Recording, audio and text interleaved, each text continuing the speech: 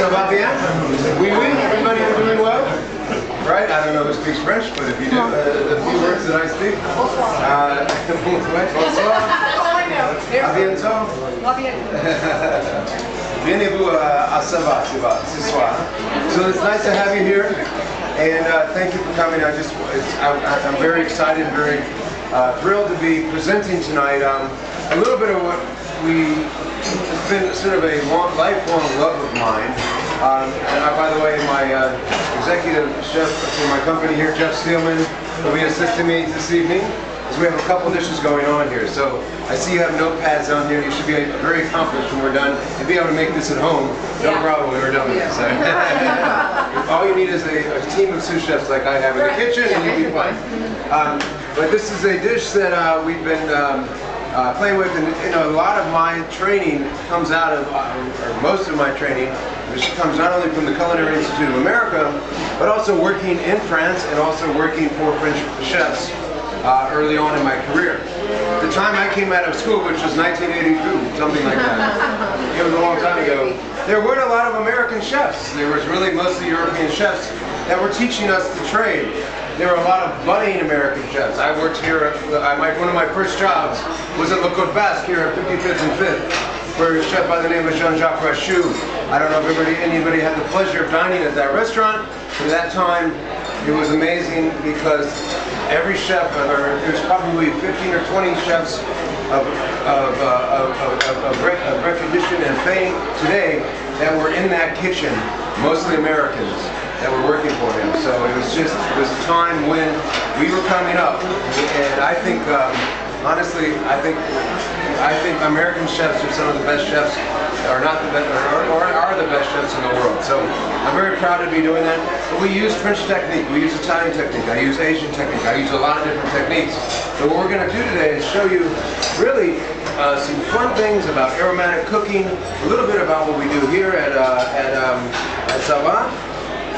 And Ça va really being a sort of a blend of a lot of the different things I did when I was coming up, which is really about learning from the French chefs. I remember my first job with Jean-Jacques Rachou, and the French chefs were very French, let's just say. And Jean-Jacques Rachou, I went to the kitchen, and he's maybe 5 feet. With his toque, he's 6'5", because they were the big tall toques, You saw Ratatouille, it's very much on the kitchen was, And so he reminds me of a little French chef. But he would come, finally, after about 6 months of working there, Monsieur Rachou came up to me and goes, what is your name? And I said, I'm Todd English, I'm so happy to be here. Thank you for having me in your kitchen. It's lovely, I'm learning so much, thank you. And I was cutting something in the garmager, like my figure I cut here today, already. And he said,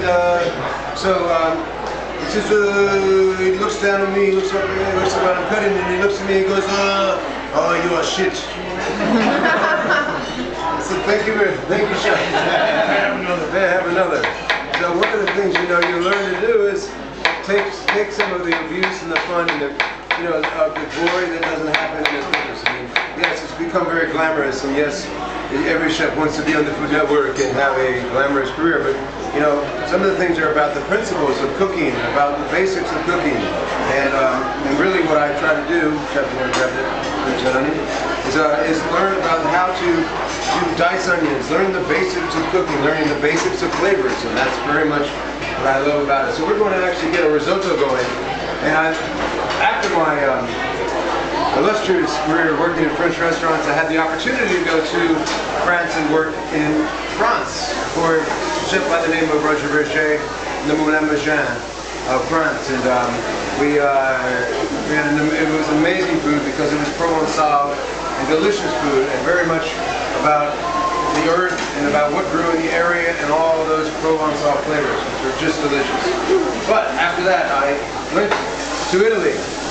And when I went to Italy, it was like, what? Where have you been? And this is the time in Italy when Italy was not really discovered. It was hard to find a bag of risotto in this town, even in this town, and especially Boston, where I started my career. And or started my first restaurant. I got a job when I came back from Italy in Boston. So it was a very Puritan time, very much about just starting out in cooking. So here we go, risotto, 101 risotto. Onions, we sweat them out in olive oil, okay? And I always like, people ask me all the time, do you use extra virgin oil when you're cooking? And I say, yes, always, 100%. I love to use extra virgin oil when I'm cooking, all right? Because it is the best flavor, and when you're in Italy, that's all they use. There's no other type of olive oil, especially in Tuscany, Lazio, Piemonte, Sicily, everywhere in Italy. You name it, that's it. What we do is we sweat the onions out, which is a very fancy culinary term. That is Chef Matt Corbett, who's the chef here at Sabag. Let's say hello to Matt. Matt, all right? So he made all this happen today. He's like, yeah, whatever, chef. So what we do here is we sear this onion, we sweat these onions, which means to cook them without any color. All right? Okay, again, 101 risotto, and then always a little white wine. But we want to toast the rice first. By toasting the rice, it helps to assure that every grain comes out nice and al dente, very much a whole grain where it actually will hold its shape.